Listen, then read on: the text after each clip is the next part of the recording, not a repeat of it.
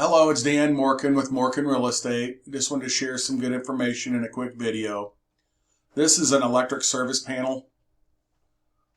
This box was produced by Federal Pacific. Their name brand on this is Stablock. It'd be identified by this logo right here in the middle of the panel. If you're living in a home, selling a home, or buying a home with this panel, odds are it needs to be replaced. These panels are known to be hazardous.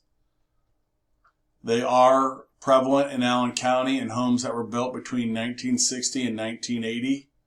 If you happen to be living in a house with this particular fuse box and you do have concern, I found a good article online through the Hoffman Brothers.